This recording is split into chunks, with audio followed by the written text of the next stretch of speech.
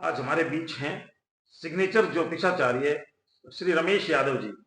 आज हम रमेश यादव जी से देश के हालात पर बीजेपी का राष्ट्रीय अध्यक्ष कौन हो सकता है और देश में अमन चैन कैसे सहयोग जनता कर सकती है अमन चैन को के लिए, तो इस विषय पर आज हम सिग्नेचर ज्योतिषाचार्य रमेश यादव जी से बात करेंगे। रमेश जी, पहले आप अपना परिचय दें। नमस्कार मनोज जी, मेरा नाम राही रमेश यादव है और मैं भगवान की कृपा से सिग्नेचर ज्योतिषाचार्य का काम पिछले 15 सालों से कर रहा हूँ। और मैं गांव मेलास में मेरा जन्म हुआ था, जिला रेवाड़ी का रहने वाला हूँ और अंतर्राष्ट्रीय तौर पे लोग मुझे सिग्नेचर गुरु के नाम से जानते हैं। जी, ये जो काम आप कर रहे हैं ये कब से कर रहे हैं? सिग्नेचर ज्योतिषाचार्य का काम भगवान की कृपा से मैं 2010 में वायुसेना से सेवानिवृत्त लेके आया था। तब से 15 सालों से यही काम कर रहा हूँ देश विदेश में। और जिनके सिग्नेचर मेरे हाथ से बन जाते हैं उनकी भगवान कहते ना पदोन्नति कर देता है और उनकी जिंदगी में आनंद बढ़ा देता है। तो अभी पीछे जो आपने करे हैं जिनके लिए भी कोई प्रमुख चेहरा या किसी प्रमुख पार्टी के लिए आपने कोई सिग्नेचर का काम किया हो जिसकी उपलब्धि रही हो, दिल्ली के बारे में, किसी के बारे में कुछ पिछला बताएंगे अपना? सिग्नेचर बनाने में तो अभी हाल फिलहाल 2-3 साल में मैंने किसी राजनीतिक के सिग्नेचर नहीं बनाए हैं, बट सिग्नेचर के बेस पे मैंने मीडिया में आज से 1-1.5 साल पहले ही मैंने कहा था राष्ट्रीय स्तर पे कि अरविंद केजरीवाल का सिग्नेचर उसको बिल्कुल डबो देगा और योगी आदित्यनाथ का सिग्नेचर उनको और बड़ा ब्रांड बनाएगा। तो दोनों भविष्यवाणी लगभग भगवान ने सत्य करा दी। योगी आदित्यनाथ पिछले 2 साल में और बड़े ब्रांड बन चुके हैं और वो अरविंद केजरीवाल की नैया बिल्कुल डूब चुकी है। अच्छा, तो अब रमेश जी, अब बताइए, आपकी जो सिग्नेचर ज्योतिष है, अभी देश का जो भाजपा का राष्ट्रीय अध्यक्ष चुना जाना है, किसके सिग्नेचर जोर मार रहे हैं आपके हिसाब से? राष्ट्रीय अध्यक्ष में मेरे दिमाग में जो भगवान की कॉमन सेंस आ रही है, मेरी जो कहते हैं ना प्रभु की सेंस से ही मैं काफी भविष्यवाणी करता हूँ, तो उसमें जो नाम है वो शिवराज सिंह चौहान और संजय जोशी जी। जो संजय जोशी जी पिछले 10 साल से एकदम अंडरग्राउंड है, राजनीति में बिल्कुल हाशिए पे बैठे हैं और उनका नाम संजय जोशी जी या शिवराज सिंह चौहान जी राष्ट्रीय अध्यक्ष पद पे मतलब दावेदार है। मेरी ज्योतिष के हिसाब से या मेरी गणना के हिसाब से मैं दोनों हम प्रमुखता से लूंगा। तो आपने दोनों के सिग्नेचर गौर से देखे हैं? बिल्कुल देखें, और संजय जोशी के सिग्नेचर तो मैंने खुद मॉडिफाई किए थे आज से 4 साल पहले उनके जगह पे जाके।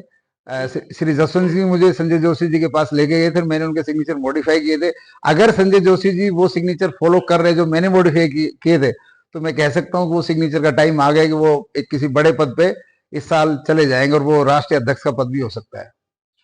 ये तो रही राष्ट्रीय अध्यक्ष की बात, क्योंकि आप सिग्नेचर देखते हैं तो जिसका भी आपने देख के बताया, आपने उसके आधार पर कहा। तो देश के अभी जो हालात हैं, इसमें देश में अमन चैन में सरकार और आम जनता का क्या योगदान रहता है कि देश का भविष्य शांति की ओर कैसा रहेगा? देखिए, देश की अमन शांति में जाने अनजाने में लोगों में एक भ्रम डल गया कि देश की अमन शांति सरकार का रोल है। मैं जनमानस को आपके माध्यम से बताना चाहूंगा मनोज जी, देश की अमन शांति सरकारों का रोल ना के बराबर है। सरकारों का रोल उतना ही जैसे किसी दाल में नमक होता है, ठीक है। अगर आदमी जो हमारी जो आत्मचिंतन है, हम जो अपने घर में बैठ के जो पढ़ते हैं, और दूसरा रोल है बड़ा मीडिया का, कहते हैं कि पॉजिटिव न्यूज की जो चर्चा है, जो इलाके में पॉजिटिव काम होते हैं उसकी चर्चा ना गांव गलियारों में लोग करके राजी है, ना मीडिया प्रिंट आउट में या इलेक्ट्रॉनिक मीडिया भी आप देखिए पूरे दिन बैठेंगे तो नेगेटिव न्यूज दिखाता है। तो ये नेगेटिव वाइब्रेशन जितने भी हमारे मुंह से निकलते हैं, जनमानस चौपाल पे बैठ के सरकार की बुराइयां करता है, पड़ोसी की बुराइयां करता है, तो ये जो एनर्जी हो गई है, आज देखो घर घर में तनाव, गांव गांव में तनाव, मोहल्ले मोहल्ले में तनाव, धर्म संप्रदाय तो दूर की बात है, एक धर्म के लोगों में भी तनाव की जिंदगी, इसलिए कि जो मानसिकता है वो नेगेटिव एनर्जी को अटैक कर रही है।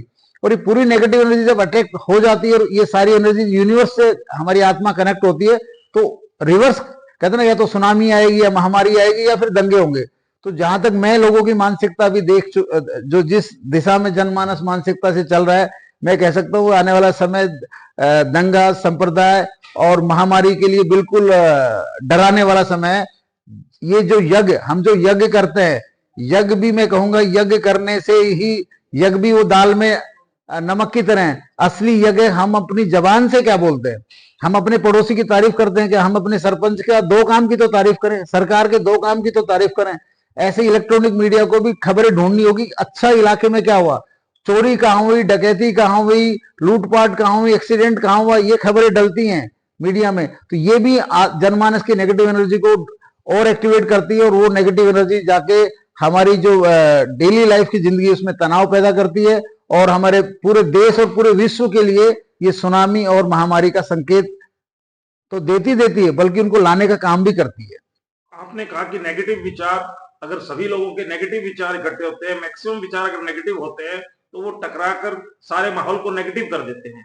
तो आप क्या संदेश देना चाहेंगे देश की जनता को कि कैसे माहौल को पॉजिटिव बनाया जाए और इस देश में अमन चैन कायम रहे?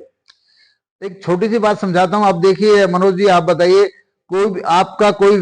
आपने किसी व्यक्ति से जब कोई काम कराना होता है और आप उसको कहते हैं या कि मेरा काम आपको करना ही पड़ेगा, तो वो व्यक्ति अक्सर एक जवाब देता है, भाई मनोज जी हो जाएगा, कोई टेंशन मत ले। यस और नो जी।